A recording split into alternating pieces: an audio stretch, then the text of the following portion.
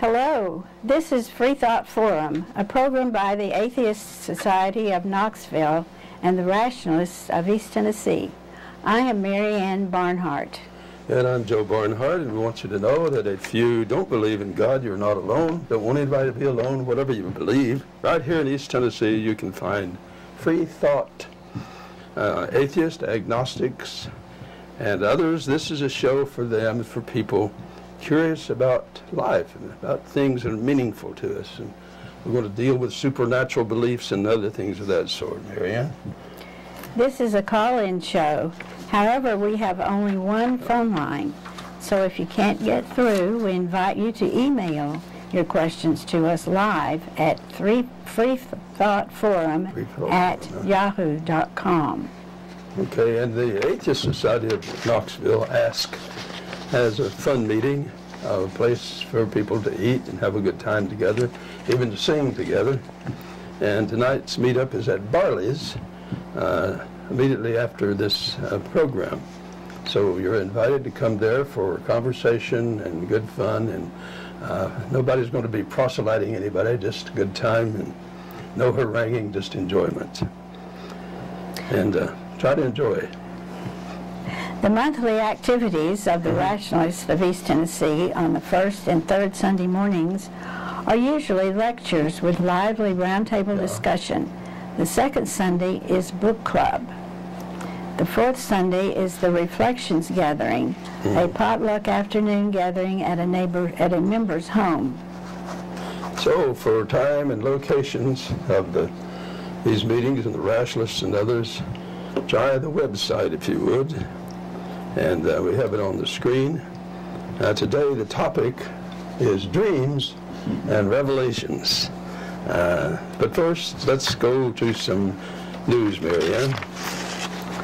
This is May 15th. The Freedom from Religion Foundation's full-page ad. Let's see what it had to say. It's a rather startling ad. It says it's time to quit the Catholic Church. It runs in today's Washington Post, and it urges Catholics who are liberal or nominal to quit their church, and particularly on the issue of contraception. And this very provocative ad raises the question, will it be reproductive freedom or back to the Dark Ages? Do you choose women and their personal rights, or bishops and their wrongs? That's their ad. Okay, Mary Ann.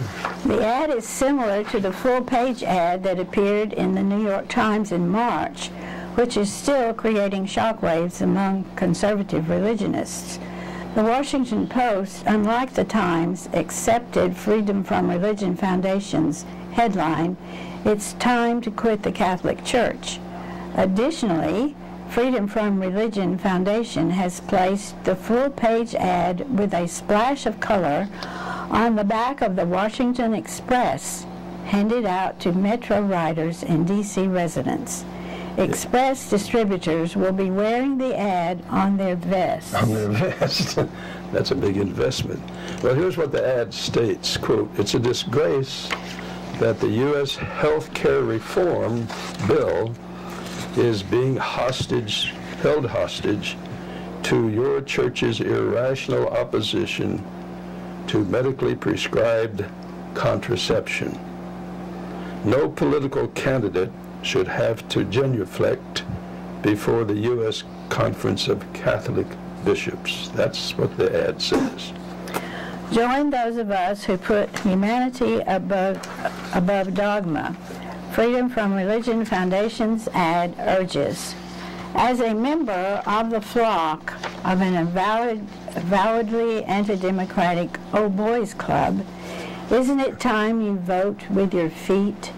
Please exit en masse, requests the ad, signed by FFRF co-presidents Annie Laurie Gaylor and Dan Barker. That's going to create some controversy. I call that freedom of press, I think. The Washington Post ad features a cartoon by Don Addis showing a priest under a family planning banner. Now, a priest with a family planning banner counseling a woman. Plan on a family. In other words, that's your option.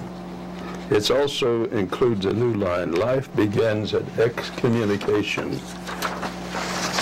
Okay, well, let's get, Marianne, to our program on dreams and revelations and visions. What do you think, Marianne? Well, Martin Luther King's I Have a Dream is a vision of a better and more just society. It became for many people not only a dream, but a plan of action and a moral commitment, guiding their lives like a guiding star. Like a North Star. Now, dreams can inspire us, and they can frighten us. Sometimes they increase our freedom, and we'll try to discuss how can dreams increase our freedom. What is freedom anyhow, Marianne? Freedom of choice is our realistic options or workable alternatives. If we don't have options, we may need to envision them. Yeah. Imagination helps us to look beyond our immediate environment and to peer into a future that we can help create and shape. Okay, now we have dreams, and some dreams are wise and some are foolish, some are inspiring and some are devastating. So we test our dreams in our imagination to save ourselves time and money, sometimes save our lives. And sometimes we rehearse our dreams. As we dream an option, dream an alternative, and then we rehearse it in the mind. What do we rehearse it? Well, apparently it helps us to figure out the consequences of our actions that we rehearse in our minds. It's better to rehearse in our mind than to rehearse sometimes in reality and make mistakes in the mind. Yes, wisdom is sometimes the correction of our mistakes through thought experiments or laboratory experiments. Yeah, it's better to hang in your imagination than to hang in reality. So we experiment in our dreams sometimes. A good imagination, a good novel, is sometimes a way of experimenting with life to see where consequences lead, studying character in a novel. And many people have been stimulated by a novel. They've also been informed by a novel. And there are other forms of literature that are highly imaginative and also at the same time informative, taking us worlds beyond our expectations. We envision consequences. And you remember your mother said, if Johnny jumps into the lake, are you going to follow Johnny? Your mom was saying, envision the consequences. So freedom, Marianne, what is it? Let's go. It is satisfaction of our wants and desires. But don't we have many wants and desires? Some of them cancel out others. We can't satisfy all our wants. Yeah, some of them will crash into other wants. So we have to decide which of our wants and desires we're going to satisfy and which one of us will kill us. And some will. So the real world prohibits some of our desires being satisfied. Unfortunately, there are dreams of violence. Joseph Stalin and his gangsters dreamed of a Soviet Union with a communist economy to sustain it. Communism isn't workable. So to keep the food supply going in Russia, it became necessary to either change the economic system or take over the Ukraine, the breadbasket and rich mining resource south of Russia. Yeah, all Russia wanted at that time was just the country next to it. And a lot of invasion of other countries is simply to steal. Some dreams that we have are good, but they can be intrusive. And there are a lot of studies on what's called limerence. People who are in love.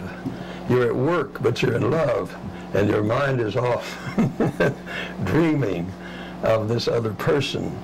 And these dreams can be highly intrusive. And of course we have movies and music, all kinds of music on dreams. And then some dreams are dreams of, as you point out, Marianne, earlier, dreams of destruction. And they are invasions in our lives. Some dreams inspire us until the hard work overwhelms us. Some dreams cost too much work, time, money, and freedom, and some become too much of a risk. We wonder about the next person who is planning to go over Niagara Falls, this time I believe on a tightrope. Yeah, he's had experience. He's not only dreamed, he's practiced from childhood.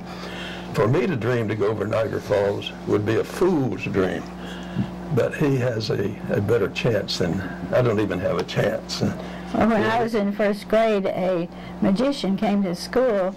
He showed us how he could tear a paper napkin apart, sprinkle pepper on it and salt, and put it back together. I went home and spent the afternoon tearing napkins apart, but I never accomplished that. You didn't have the trick. Well, speaking of dreams, there are big dreams, and some of them are very good, but to sustain our energy, we have to break this big dream down into smaller dreams, and we can better accomplish a smaller dream. In other words, if we have to pursue the big dream all the time, we might say we could never do it. I remember my good friend from the 5th grade was a mathematician, and he figured out how many meals he would have to eat in 20 years. And it's overwhelming. Fortunately, we just eat one at a time. And so what I'm saying, breaking down dreams into smaller dreams, that's more inspiring sometimes than the big dream. Well, it's also important to have new dreams and visions because with them, we often envision new options and better possibilities. For the sake of our better dreams and visions, we learn self-discipline and self-denial. We deny some wants for the sake of fulfilling our better wants and desires. A good example of this, of a dream that was broken down in parts, is Madison and Jefferson and those men and Abigail. She had her input, Abigail Adams. They were trying to solve a problem. The problem was the incivility among religious people, imprisoning each other. In fact, up in Massachusetts, they were hanging some Baptists even. They were already killing in England. And so what Jefferson and Madison and others had to come up with, along with Roger Williams and before that, was some kind of dream of a society in which people could actually live together in peace. But to make it work, they had to develop a constitution with a First Amendment. In other words, a sub-dream. That's what these rights are. They're sub-dreams under the big dreams, it seems to me. So even if you're not religious, you can be in peace. A Baptist can live right beside an atheist, a Hindu beside a Buddhist, and a skeptic in between. In fact, they're all skeptics of each other. In the Hebrew tradition, some individuals dreamed of a kingdom headed by a king. The prophet Samuel opposed this vision. What about that story? Oh, yeah. Samuel was a priest and a prophet, and he had a lot of power. He had military influence. He had a lot of control in this group called the early Hebrews, the Hebrew. And the people wanted a king. So he had to come up with some way of dealing with this dream against his dream. And so what he did is he dreamed of the consequences of having a king. They will take your women, they will take your food, and put your young men to war. And he was pretty adamant. Now this is, what you have here is early in this book of 1 Samuel, is you have a libertarian view of government. It's really anti-monarchy. And then, but of course, Samuel had his own version of what political power was. But the point is, these people lived by their dreams. And so David became a king. And he had enormous dreams. And that took care of King Saul, who had been a king, but he undermined him, and Samuel did too. And so dreams go in conflict with each other. Well, David started off, however, as a leader of bandits in the protection business and worked his way up. Yeah. He, of course, as king, had dreams of having many women, which included killing Uriah so he could take his wife Bathsheba for himself. Yeah. After all, Uriah was an expendable Hittite. Yeah, that was David's view.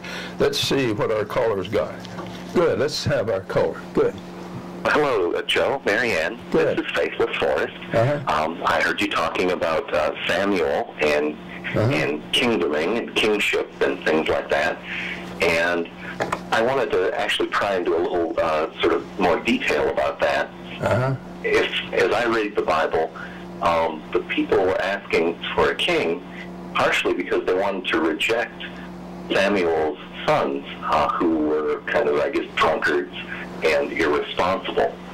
Do you remember that part of it? I sure do, 2 of them, and they were reprobates. Reprobates. And I seem to recall it implied something like drinking and maybe bullying.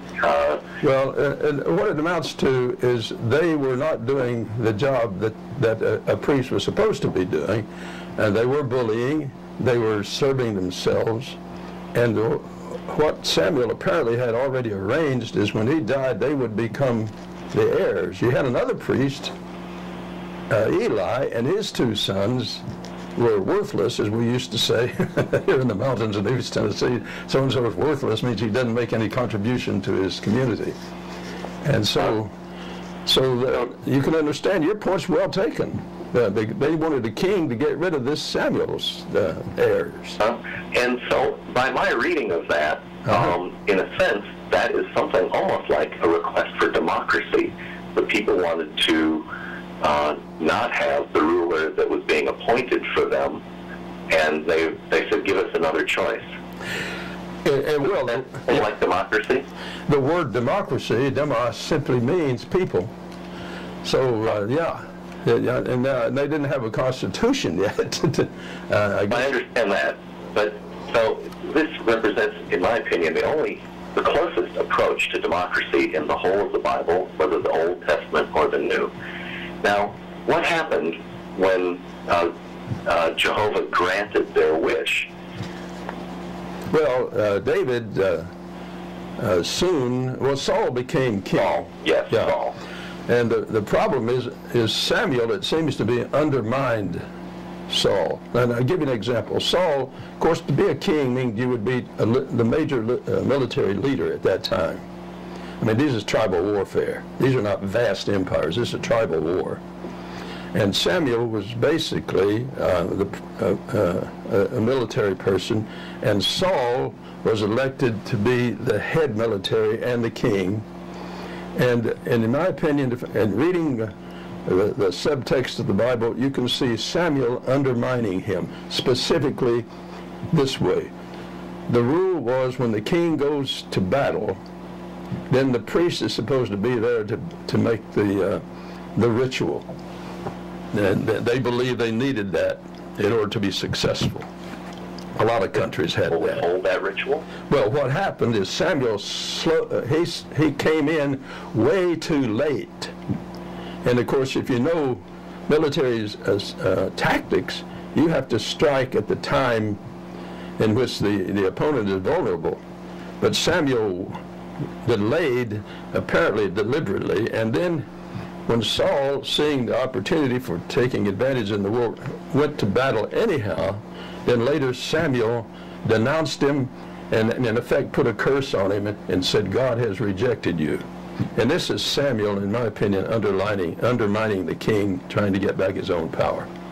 But before Saul was picked as the replacement, didn't Jehovah actually tell Samuel that, you know, that it would be evil for them to not have Samuel's sons become the new rulers? That if they were to choose a king like other kingdoms had, that they would regret it. And in a sense, it was Jehovah who was going to make sure that they would regret it. Well, you got to keep in mind their interpretation. This is Samuel speaking for Jehovah. It's not just Jehovah just suddenly coming in and giving his opinion. Jehovah's a view of a God. Yahweh is the word for God. Jehovah is just a hybrid word for that. A mistranslation. Yeah. And so it's Samuel making interpretations and others making interpretations of this God, Yahweh. Okay, well, we've talked some detail about that. I think in my Bible it implies that, you know, Samuel spoke with God and then Jehovah, or Yahweh, and Yahweh spoke back or gave him revelation or guidance, and basically said that if you do this, it won't turn out well. Yeah. In fact, that's sort of making a prophecy of what's already obvious. It seems to me that Yahweh was undermining in other words, these the only instance of democracy in the Bible. Oh, I got what you said. Well, it's Samuel speaking for Yahweh. You got to keep in mind, as you well know. All right. It's Samuel speaking for Yahweh, and it's Samuel is the one opposing him. I gotcha. Well, let me clear the line. Hope you get some more callers. Thanks for the show. Well, thank you. Yeah, when David did get power, David finally got power after Saul was, in effect, moved out of the office. David had already played both sides. He was with the Philistines and with the people of Israel. So he was on both sides. And he managed to get himself as the new king. And, of course, then they got Samuel to be the interpreter of Yahweh, and the interpretation was that all of Samuel's seed would there be in the power, and this would be an empire, and all the seed of David would then follow as on the throne. But that vision didn't work out. The kingdom divided into something of a civil war, ending up with the northern kingdom and the southern kingdom. This modified dream worked fairly well until the Assyrians rose up with their own dreams and visions of an expanding empire. So in 722 BCE, the Assyrian armies rode into the northern kingdom of Israel, conquered it, and took captives. Yeah, so the early Hebrews had been divided into a northern and southern kingdom. So in 722, there goes the northern empire. The Assyrians came in and took over. And in 586, you had a new empire developing in the east, and that's the Babylonian Empire. They sweep in with soldiers, stealing, raping, and killing, and capturing. And that's what's called the Babylonian captivity. They took the people and the priests into Babylon and occupied the temple and destroyed it. So that's what happened to David's empire at that time. So as vessels of a foreign government, the Jewish rabbis then dreamed up a new kind of arrangement, allowing Jews to gain a measure of freedom even though the kingdom of David could not be restored. Yeah, they had to dream up something. And that's another way of saying they planned. They had to have a big vision. They were not a military power anymore. And so rabbis took over. And they were trying to reorganize, and they succeeded. And in fact, they negotiated. When you can't win with a sword, you can negotiate. They negotiated in the northern kingdom with the Assyrians, and with the symbol of Babylonians, so that they could come back to their homeland and start rebuilding the temple, provided they did not have an empire. And that lasted until the Greeks came in. So you had other dreams of, and you had the prophets and all the soothsayers, as they used to call them, for Alexander the Great. See, he was a Greek, and he had his dream of conquering. And so then he spread the good news of the Greek language. And so a lot of the Hebrews had to learn Greek, just as a lot of the Eastern European countries had to learn Russian, you see. And Antiochus Epiphanes was one of the ancient Greek rulers after Alexander the Great. And he offered a pig on the Jewish altar, and that's a supreme insult. And then he ridiculed the circumcision and outlawed it. In short, he brutally outlawed their religion. And that was about 164. You have the visions and dreams of Daniel in the Bible. And all he could come up with is envision God coming down with a new empire. Because they just didn't have, they had what amount to is, what do you call insurgency inside?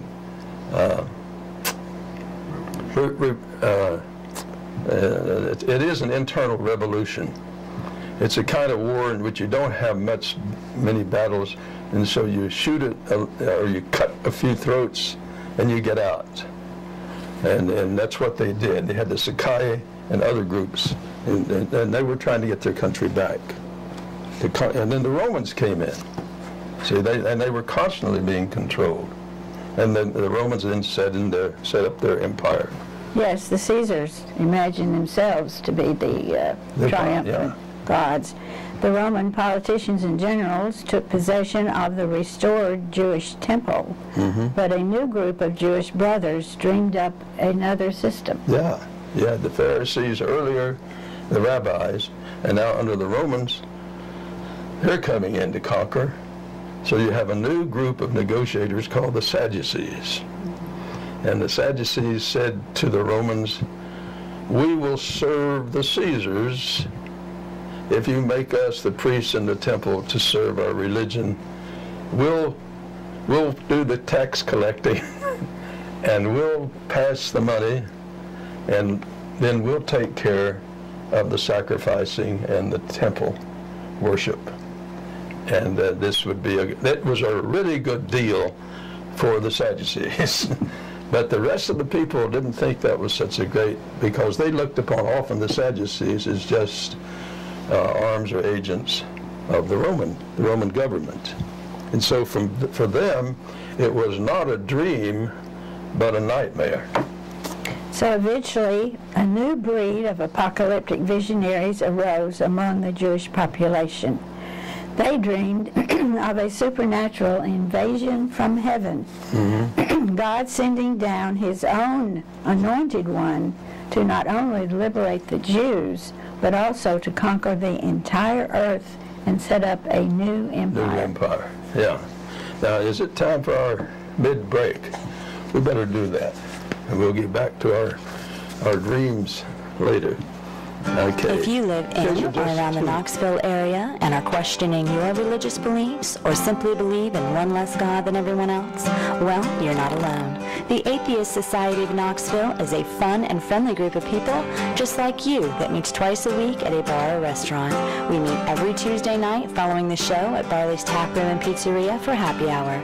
You'll find our group either inside or on the patio. Look for Richard Dawkins' silver-jacketed book, The God Delusion, standing upright on the table. On Fridays, we meet at Agave Azul or the Beard and Beer Market. But if you plan to preach, proselytize, provoke, or punch, please don't. We all question what we believe at one point in our lives. If this is the time for you, come join us for food, drink, conversation, and fun. Okay, so we're back to our mid-break program. And In case you're just tuning in, this is the Freethought Forum. It's a program by the Atheist Society of Knoxville and the Rationalists of East Tennessee. The Freethought Forum is funded by both of them jointly by individual contributions. Shows are lively, mostly Tuesday from 5 to 6. I hope you'll tune in regularly for the East Tennessee community. And you can see on your screen the numbers to call in. So, Marianne, about the feedback. Yes, you can send us feedback at the email address on the screen, freethoughtforum@yahoo.com. Okay. But don't wait. This is a call-in show, and we are live today, May 15th, 2012, and viewers can call in now to the number on the screen. Yeah. So this is for the Rationalists of East Tennessee, and ask that the Atheist Society of Knoxville meets, the ASK meets several times a week. Meet up for fun and food, activity, conversation. Its purpose to supply a venue for community, camaraderie, and outreach to atheists and agnostics and skeptics and others who want to talk about these things rationally and openly. So visit our website, if you would. And what about the Rationalists of East Tennessee, Marianne? The Rationalists have Sunday activities involving lively presentations and discussion of subjects, topical and timeless. How often? Once a month we get together for a book club. And future books include Muzzled, The Assault on Honest Debate, The Fair Society, and The Invisible Gorilla. You need not to have read the book to attend, but of course it helps. Okay, the Atheist Society of Knoxville and the Rationalists of East Tennessee provide a social outlook. If you don't believe in God, if you're a rationalist in this area of religion, you're not alone. Come for a discussion and conversation. Now let's get back to dreams and visions and trances. See where we go with this, Marianne. You were mentioning the apocalyptic visionaries. These were people primarily who simply had lost power, and so they had either to negotiate with the Roman government, now that the Romans are in power. They had to either negotiate with them, or they often came up with grandiose apocalyptic visions. And you can find this in the book of Daniel, and you can find the 13th chapter of Mark, for example, or the book of Revelation. And of course, in other what's called interbiblical material, you can find more of this. The book of Revelation borrows heavily from early material written before the writer had his own visions. But it was a powerful imagination that the Roman government had. Now, I mean, let me give you an example. They believed their Caesars were gods. And in fact, they believe some of them, when they died, they went to heaven and became stars. We still have, he's a star, as a figure of speech. And the apocalyptic visionaries, among particularly the Hebrews without power, envisioned a supernatural being or beings coming down from heaven to take control of the earth and to spread a whole new empire with angels and supernatural beings in charge. Well, some of these apocalyptic visions mingled a lot of love with plenty of raging hatred and vengeance, which was classified as righteous indignation and holy retribution. Yeah, you find a lot of love in the book of Revelation for those who are insiders. For outsiders, incredible hatred. Unbelievable. But this is, you have to understand, to be sympathetic and understanding. These people had themselves been repressed. And now you have in parts of the Sermon on the Mount, turn the cheek. But the apocalyptic visionaries did not believe turning the other cheek. They believed in revenge. You think some of the cowboy movies have revenge. The apocalyptic literature is wholesale revenge. They're taking gobs and vast hordes of people and decimating them or torturing them. And you can find Paul the Apostle trying to work through this. See, our theory is these dreams are part of people's thinking. It's part of their envisioning, their solving problems. And there Paul is in Galatians, the 2nd chapter, encountering these early Christians in conflict with each other. Some of the early Christians were Jews who didn't want to eat with Gentiles. So Paul has to come on and oppose Peter, or Cephas he calls him, who wants to pull away. And now what's interesting in all of this is Paul starts having more and more visions. And in 2 Corinthians 12, he says he has a multiplicity of visions. Now, what I'm suggesting, Marianne, is these dreams and visions are simply his way of trying to solve these problems. Now, in today's society, if you are a scientist, you publish your works in scientific journals, and they have to be reviewed, and they have to be reviewed, and then you get published. And that's how you get your ideas accepted. In those days, part of the culture was you have to have some kind of dream or vision and convince others that your best footnote is God. Your bibliography is an angel. You see, that was the culture of that. You read the Greek culture, they have angels and visions and dreams. Well, today there are still some who dream of a supernatural being who will descend from the sky to set up a kingdom for a millennium, 1,000 years, with its capital in Jerusalem. Of course, in this dream, most of the blood descendants of King David living at that moment will be excluded from being major figures of the new system of government because they will not be members of the correct religion. Yeah, they won't. Well, let's see what our callers have to say. We want to invite people to call in and make their contributions. Otherwise, we want to go on with our vision. We want other people to call in and make corrections or contributions and see what they say on that. So we welcome the contributions you would make. Maybe you have visions and dreams. Everybody has dreams, I imagine. I saw dogs asleep, running, and I often thought these dogs are having their own dreams. And I'm sure monkeys have dreams. And of course, in our culture, we still have people who have supernatural, believe they have supernatural dreams. They're very, very vivid imaginations. All tribes apparently have had dreams of people, and they take the dreams seriously. See, they think when they dream somebody, that person may really be coming to them. And then, unfortunately, in those dreams, some of them dream of demons and of their enemies as being demons. And so in the dreams, they can demonize their own Well, enemies. currently in politics, we sometimes demonize liberals and portray them as the cause of most of our problems. Fox News is an example of that kind of imaging. On the other side are those who can't separate conservatives from the right wing.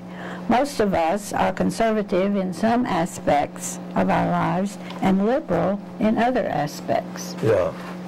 Well, the conservatives and right-wingers are not necessarily the same. And liberals and left-wingers are not necessarily the same. And sometimes the apocalyptic mind wants to divide the world in just two groups. And that way, then you can say all the problems are in the other people's ideology, and then you're unable to communicate with each other. Most of us realize that real conservatives have some good insights, and they want to conserve those insights. We know that liberals also have insights, and they want to liberally share those insights. Both of us learn from each other because we all know we're human. We don't have all the answers. And so we have to communicate. And that's part of what rational thinking is. Well, dreams, visions, and imagination can either serve us well or become cruel weapons to misrepresent the truth about other people and their beliefs. Unfortunately, we have heard some atheists represent all or most religious people as mentally benighted and ignorant, and we've heard some Christians refer to all or most atheists as immoral. Imagination, dreams, and visions are like hammers and other tools. They can be both a blessing and a curse. They can help us to become better persons or to demean ourselves and others.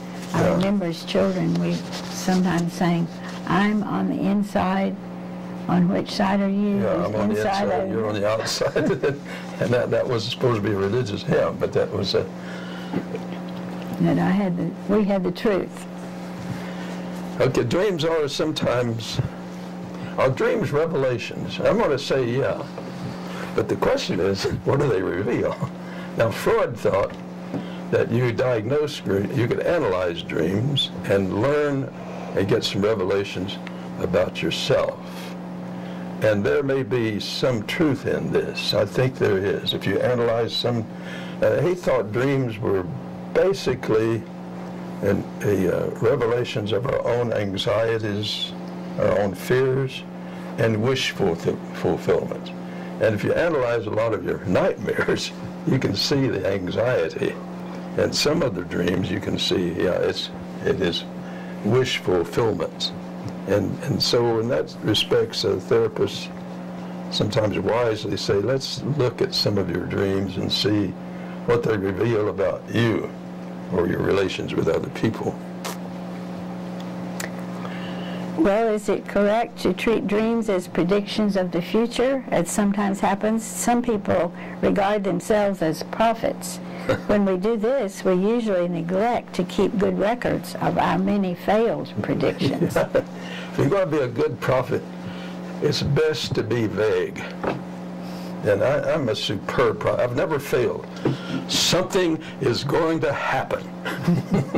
And you just can't lose. Or Oral Roberts used to say, something good is going to happen. Well, it probably will. Or if you're a Texas governor, you can pray for rain. You usually don't pray for gold to fall from the sky. Why? Because you know it's not going to happen. But if it rains, you can take credit for having influenced the deity. Unfortunately, in Texas, when he made all these prayers for rain, they got a foot of hail in Amarillo. And Tennessee got an awful lot of rain. Texas is still having a water problem. Visions and dreams are often our way of thinking and working through problems that we've been dealing with at a conscious level. Just as our heart keeps beating while we're asleep, so the brain keeps pumping, generating all kinds of wild scenes and images. Some of our dreams are really, as all of you know, wild. The dreams, you think dreams have meaning? Well, we talked about this. Freud thought so. Are they ways you think they're ways of solving problems? What do you think, Miriam? Well, I think there is probably a way to interpret what's going on in our head. Somehow we rework that in a dream and arrive at a new conclusion. Well, let's see if I can give you an example. Paul and Cephas had this conflict, Peter, with each other over whether the Gentiles and the Jews could eat together because the Gentiles were eating the wrong kind of food. And that was a big controversy in Antioch. Antioch is here, it's almost as if you got Knoxville versus Chattanooga. Jerusalem and Chattanooga, Chattanooga, let's say. And Jerusalem sent emissaries up there to Antioch and said to these Christians, don't eat with the Gentiles. Their food is bad. It's not ritual. And Paul is saying, no, we're together, we're the same group. So how do they solve the problem? I mean, this is a big conflict. And when you read the second chapter of Galatians, Paul is heated. I mean, he is really ticked off. and now in the 10th chapter of Acts, written maybe 50 years later, you have a tale or a story of Peter having this great vision. And guess what's happening? All this food is coming down on a tablecloth. And it's got all kinds of meat and food. And then the voice of Jesus tells him to take and eat. In other words, the author of Acts is in agreement with Paul, and he's telling Peter to shape up. And Peter then asks, how is this dream going to be interpreted? Now, what I'm suggesting is that these early Christians were trying to solve this problem of how the Jews with their dietary regulations, who were Christians, and the Gentiles with their view, how are they going to get together and build their empire? I mean, if they're going to divide up that early, they're not going to develop that. And they use the word gospel, the same word that the Romans used regarding the Caesars, the euangelion, the good news. And so how are they going to spread their good news if they can't even get together? So the author of the book of Acts, it's called Luke, but we don't know who this Luke is really.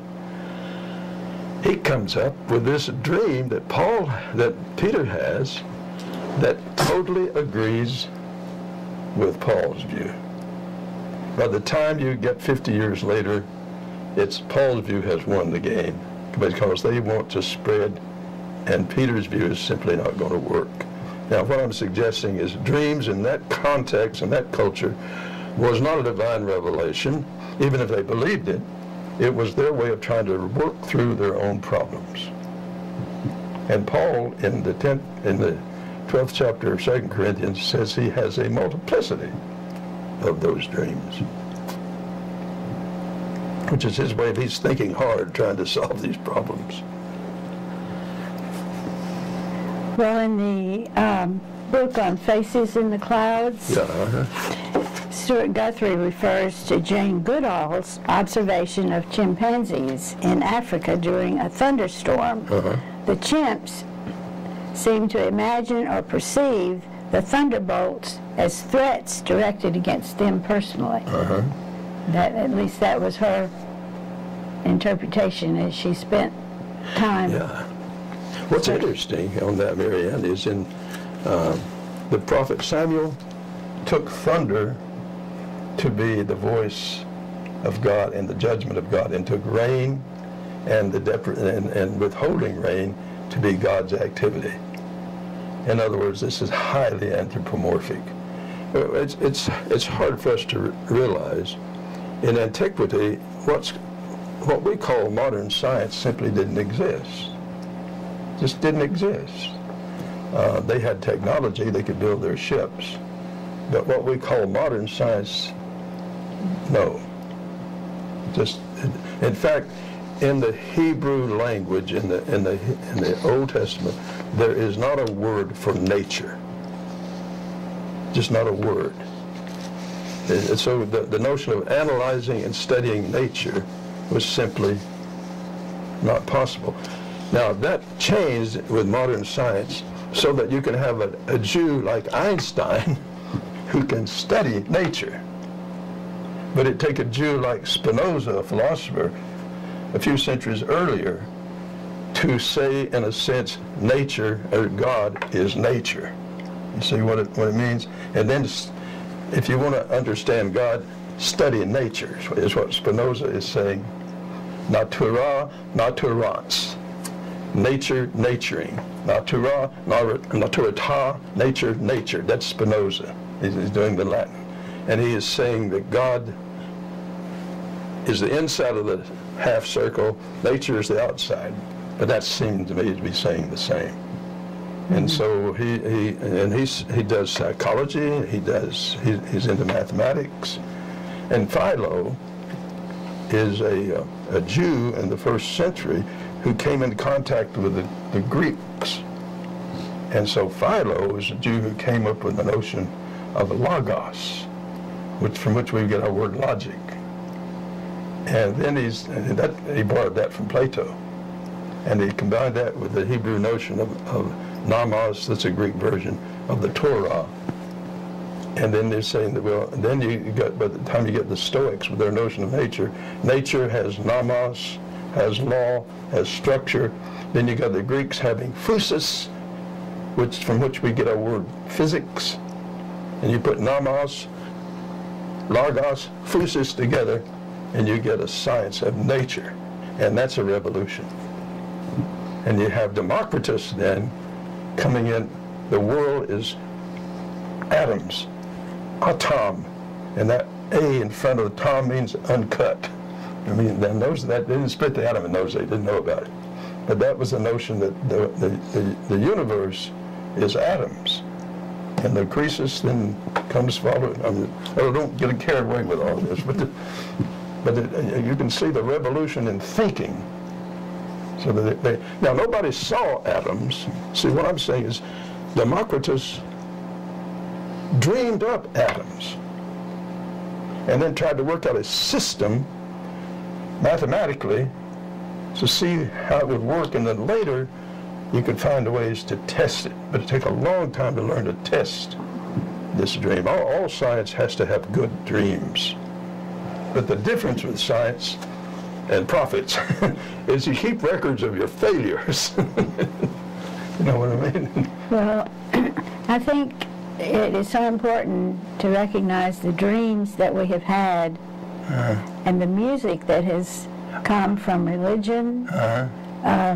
Fanny Crosby, who was blind, wrote about, when I get to heaven, I will see. And we have Susan Boyle, who has sung even for the Pope, I Dreamed a Dream. And people have caught on to that. And what we need to find out is what dreams we are seeing being cultivated and what we want to realize. We have a hymn with a great dream and vision. We'll build a land where we bind up the broken. We'll build a land where the captives go free, where the oil of gladness dissolves all weeping. Oh, we'll build a promised land that can be. Come build a land where sisters and brothers, anointed by God, may then create peace, where justice shall roll down like waters and peace like an ever-flowing stream. Yeah, except for the word God, an atheist could agree with this. He accepts your nature. Well, you know, as you go through books, you can change a few words. But I like the book of Job, where it says, the Lord gives and the Lord takes away. You could say nature gives and nature takes away. It'd be the same meaning, it seems to me. And you got the same problem, you know, is that people suffer unjustly and you try to solve the problem. Well, let's move on, Marianne. We've got a question to ask. Oh, you asked me once, how do you tell the difference between, well, we raised it on this program once. An angel came to me in a dream, and I dreamed an angel came to me. So you're going to explicate. And I think all of them are cases of I dreamed an angel came to me. Somebody helped me the other day in the city government, and on the phone I said, "You're an angel." and by that I meant is a messenger, and it was good news. You're a messenger who helped me. And I think you can demythologize this and get the good aspect. A lot of people are angels, but they walk on two flesh and blood feet, and they are really helpful. And so in that sense, these are not dream angels. These are actual angels that we, well, I just talked to one the other day who worked in a hospital. And that person was an angel, as far as I'm concerned. And by the way, if we have more time, I don't want to run out of time, so somebody's got to ask the question. They got to have questions coming in. Okay. Yeah, here's a question that came in. What is it? Doesn't Revelation state that only 144,000 pure Jewish men will get into heaven? Well, I think 144,000, taking 12 and start multiplying, you get 144,000. When things get really hard to predict, see, the reason I say hard is if it gets too specific, that means you can be wrong. Mm-hmm. So I remember an uncle of mine who was a Baptist says, sometimes we spiritualize. I loved him because he was so honest. And what he meant is, don't put me in a corner and make me literal, or I'm having a hard time of it. So he says, let's spiritualize that. And I think that's what this is it's a grandiose statement. You can't think of millions, our granddaughter will say, I love you a million times. Well, that's, I don't know what that means, except she loves us an awful lot. And that's good enough. Okay. By the way, the Greeks had, and on the island they had Empedocles, who was working toward a notion of nature, and they had 4 elements: air, earth, fire, and water. Now this, you see, the history of how science is developing. And then he said, these elements come together, and the attraction that sounds like, gravity, they draw together, and then they split. And of course, this is very primitive. And then you had the atomic theory, and you had Anaxagoras with the notion of that the universe is made up of seeds. These are all struggling ways and dreams of trying to explain what today we call the world of nature. And it was moving away from the notion of just magic, saying, well, God said, bingo, there's a world. Even in the book of Genesis, it takes God 6 days to do it. And later, my Old Testament teacher said those days were long periods of time, because he realized that's not just hocus pocus. And what my teacher was trying to say, he's trying to move his religion away from magic, this hocus pocus. That God speaks rather than just wiggles his nose. Like, who was the woman on television? Yeah, who wiggled her nose. And take the word, who was it, Marianne, said, sing heavenly muse.